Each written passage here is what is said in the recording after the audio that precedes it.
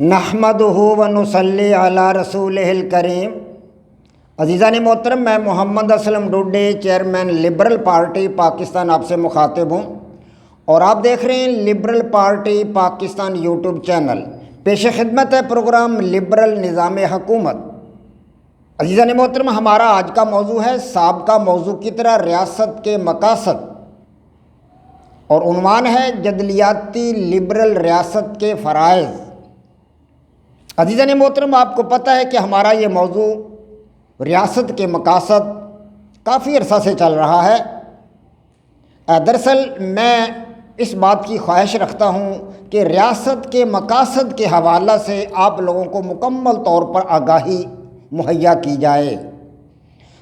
عزیزان محترم، میں نے آپ حضرات کے سامنے اسی ضمن میں انفرادیت پسندوں کا نظریہ رکھا، مثالیت پسندوں کا نظریہ رکھا، اجتماعیت پسندوں، تکثیر پسندوں کا نظریہ رکھا، اور اسی طرح فسطائیت پسندوں کا نظریہ بھی آپ حضرات کے سامنے رکھا، اور حتیٰ کہ انارکسٹوں کے نظریات بھی آپ حضرات کے سامنے پیش کیے۔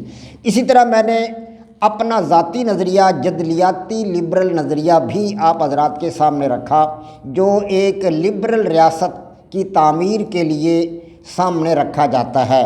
عزیزان محترم، ایک جدلیاتی لبرل ریاست کی تعمیر کے لیے جو مقاصد سامنے رکھے جاتے ہیں، ان کو حاصل کرنے کے لیے ایک جدلیاتی لبرل ریاست کچھ فرائض انجام دیتی ہے۔ میں وہ فرائض آپ حضرات کے سامنے رکھ رہا ہوں تاکہ آپ ایک جدلیاتی لبرل ریاست کے مقاصد کو کما حقہ سمجھ سکیں اور ان کا فہم اور ادراک آپ کو حاصل ہو سکے۔ عزیزان محترم، میں نے آپ حضرات کے سامنے ایک جدلیاتی لبرل ریاست کے 30 عدد فرائض بیان کر دیے ہیں۔ آج کوشش کروں گا کہ کچھ مزید فرائض آپ حضرات کے سامنے رکھوں۔ 31واں فریضہ ہے وسائل کی منصفانہ تقسیم۔ ایک جدلیاتی لبرل ریاست کے فرائض میں سے 31واں فریضہ ہے وسائل کی منصفانہ تقسیم۔ عزیزان محترم، وسائل کی منصفانہ اور مساویانہ تقسیم کسی بھی سماج کی حقیقی ترقی کا ایک زینہ ہے، حقیقی ترقی کی ایک معراج ہے۔ کوئی بھی سماج اس کے بغیر ترقی کی اعلیٰ منازل کو طے نہیں کر سکتا۔ طبقاتی تفریق جو ہے وہ انسانوں میں اونچ نیچ پیدا کر دیتی ہے، تفاوت پیدا کر دیتی ہے۔ اس طرح معاشی تفاوت جو ہے وہ غربت اور امارت کو جنم دیتے ہیں۔ لوگوں میں کچھ غریب ہو جاتے ہیں، کچھ بہت زیادہ امیر ہو جاتے ہیں، دولت مند ہو جاتے ہیں، تو اس طرح ایک معاشی تفاوت پیدا ہو جاتا ہے۔ اور اسی طرح اگر سیاسی جبر و جور ہو تو اس سے لوگوں کے اندر بغاوت پیدا ہو جاتی ہے حکومت کے خلاف۔ تو یہ تینوں چیزیں جو ہیں، طبقاتی تفریق ہے یا معاشی تفاوت ہے یا سیاسی جبر و جور ہے، یہ وسائل کی منصفانہ تقسیم کے راستہ کے سب سے بڑے پتھر ہیں، سب سے بڑے پتھر ہیں یہ۔ تو عزیزان محترم، ان پتھروں کو ہٹا کر ہی کوئی سماج ترقی کی اعلیٰ منازل طے کر سکتا ہے۔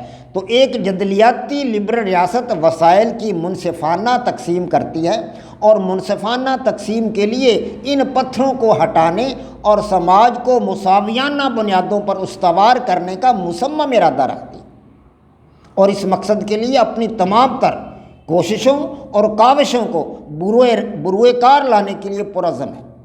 عزیزان محترم، ایک جدلیاتی لبرل ریاست جو اگلا 32واں فریضہ انجام دیتی ہے اپنے مقاصد کے حصول کے لیے، وہ ہے ریاست کا جغرافیائی دفاع۔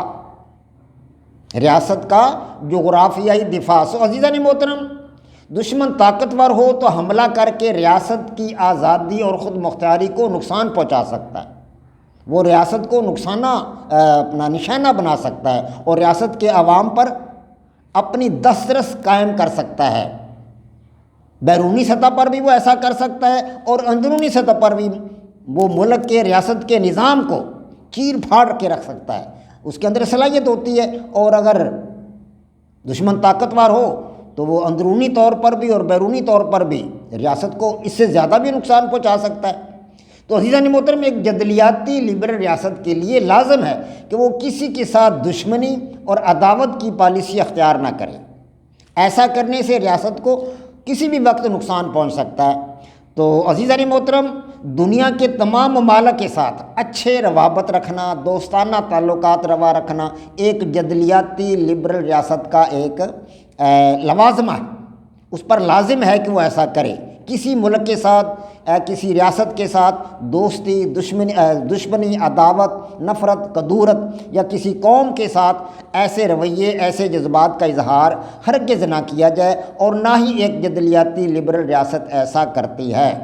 تاہم دشمن سے غفلت کا مظاہرہ نقصان دہ ثابت ہو سکتا ہے، بہت زیادہ نقصان دہ ثابت ہو سکتا ہے۔ اس لیے ایک جدلیاتی لبرل ریاست پر لازم ہے کہ وہ اپنی بقا کے لیے، اپنے عوام کی بقا کے لیے، اپنی جغرافیائی ریاست کے تحفظ کے لیے باقاعدہ بری فوج کا انتظام کرے، بحری فوج کا انتظام کرے، اور ہوائی مسلح افواج تیار کی جائے، اور انہیں جدید ترین اسلحہ سے لیس کیا جائے، جدید سائنٹیفک ٹیکنالوجی سے بھرپور استفادہ کیا جائے، اور اس کی مدد سے اپنی بری، بحری اور ہوائی حدود کی نگرانی کو مؤثر بنایا جائے، اور ناقابل شکست بنا کر دشمن کے دانت کھٹے کرنے کے لیے ہمہ وقت تیار رہا جائے۔